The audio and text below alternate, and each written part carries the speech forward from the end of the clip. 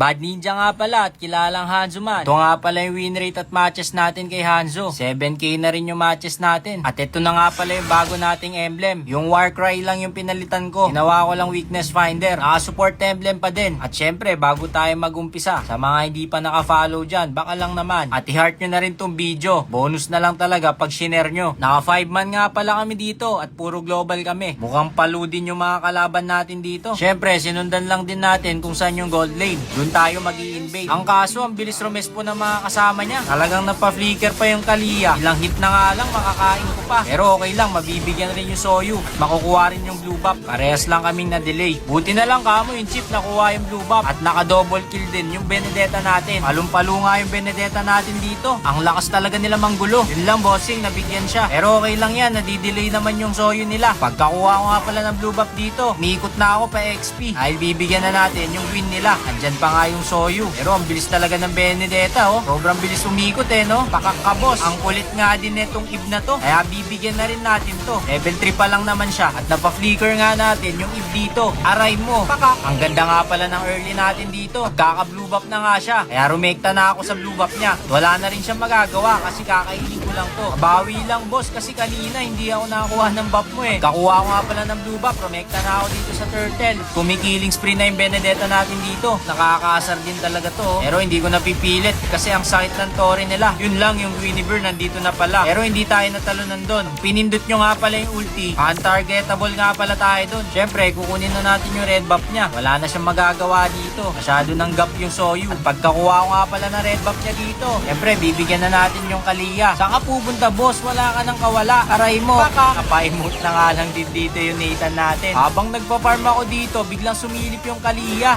Yung Eve, nakita ko din. Syempre, ang target natin dito yung malambot. Walang iba kundi si Eve. Kaya kahit saan ka pumunta, bullying kita. Aray mo. Baka. Okay na okay yung ginawa natin doon. Dahil napa-flicker na natin yung Eve. Tapos, napitas pa natin. Sayang tong Soyo, mabibigyan din sana. Yun lang, nasa tower siya. Syempre, kunin na lang natin yung blue buff niya. Nakikita nyo ba sa mapa? May red buff na naman, bossy. Kaya re-recta tayo sa red buff niya. Pagkakuha ko nga pala na red buff niya, syempre, magta-turtle na kami dito. Diba? Sobrang smooth lang ng ikot natin. Ayo, focus pa rin tayo sa pagpa-farm. Syempre, dun tayo malakas sa pagpa-farm. Hindi ka naman lalakas kung hindi ka magpa-farm. Ang ganda talagang i-combo nito. Chip tapos Hanzo no? Solid na solid din. Di na nga ako pumasok sa portal. Dahil ayokong ibigay yung mid. Kaya cleaner ko na lang. Importante din na wag niyong pabasag yung mid. Dahil malaking tulong yan sa mapa. Kailangan nyo din talaga yung mid. Ay Dana, nag-ulti na nga dito sa tabi yung chip. Pero hindi pa ako pumunta dun no? Ang lala ko din Kaya ang ginawa ko na lang dito, kinuha ko na lang yung blue buff. Nakuha nga namin ng blue buff dito. Tumekta na kami sa top. At bibigyan na nga natin yung Gwyn. Wala na nga kawala to. Ang titigas pa na mga kasama ko. Yun lang boss, in-advance ko talaga yung second skill. Kasi pupunta talaga dun yung Gwyn. Mindset ba? Mindset. Syempre, hindi mawawala yung second skill. Sabay ulti natin dyan. Ibigyan ko nga sana tong Eve. Naunahan naman tayo ng Benedetta. Kaya sa Soyu na lang tayo. Mali pa nga yung Soyu dito. Aray mo. Baka pumasok ba naman? Ngayon, wala siyang dodge. Syempre, napitas natin yung Soyu. Punta na tayo ng turtle. Kaya perfect na perfect yung turtle. Tapos magkakaroon pa ng blue buff. Hindi ko muna nga agad kinuha yung blue buff dito. Dahil pwede mong gamitin yun pang heal mo. Ang ginawa ko dito, nag-ulti na muna ako. Tingnan nyo yung gagawin ko.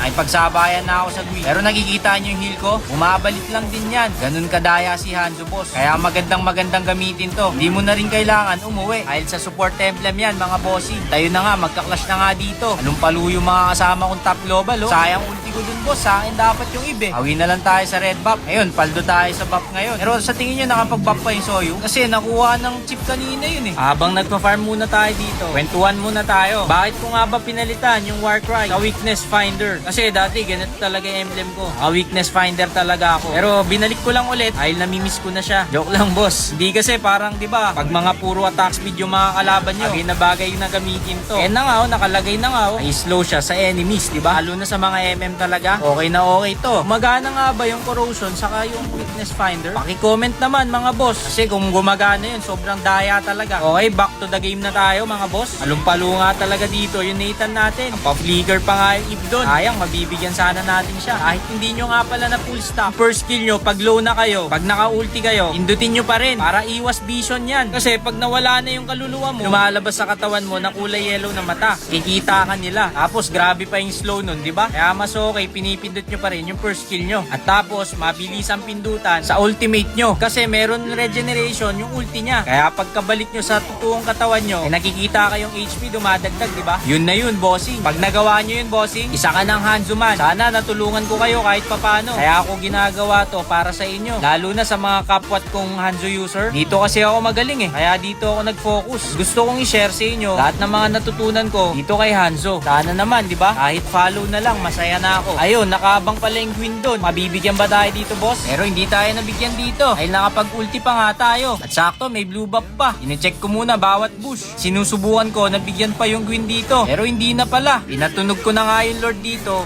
At kumuha na rin ako ng heal. Pati nga pala yung first skill neto, may regeneration mga boss. Hindi ko na nga kinuha yung blue buff niya dito. Dahil nandun na siya. Saka low HP pa tayo. Magkakaroon na nga tayo ng ulti dito. Pero syempre, re-retrain ko pa rin yung blue buff. Ganun tayo katako sa buff, diba? Kahit may Lord dyan, mas priority ko pa rin yung blue buff niya. Ganun tayo kagaman pag ginamit natin si Hanzo. Sorry mga bossing, natatawa talaga ako. Pero masaya ako habang nag-edit ako dito. Dahil meron na naman kayong matututunan. Sana nga makatulong tayo. Lalo na sa mga susubok kay Hanzo. Promise, hindi ka magsisisi dito kay Hanzo. Kaya nga tong Soyu. Nakakadodge pa. Pero hindi kita papatakasin, boss. Makulit ka na Kaya kukunin na namin yung Lord dito. Secure na natin. Wala na tayong gagawin Siyempre, pagkakuha natin ng Lord, inugali na talaga natin yung mga ganitong galawan. Ulti agad. Tapos titignan natin kung sino yung mapipitas. Siyempre, kung sino yung malambot, yun yung unahin natin. Napadash na nga yung carry, kaya wala na siyang kawala dito. Bakak! Napaka-smooth lang ng ikot natin dito. Kaya success yung paggamit natin dito kay Hanzo. Siyempre, kunin na muna natin yung red buff niya. Yung Lord makakapasok na. Kaya nag-ulti na ako. At pipitas na tayo dito. Magkaka-clash na nga dito. Ang ganda pa ng pasok ng chip dito.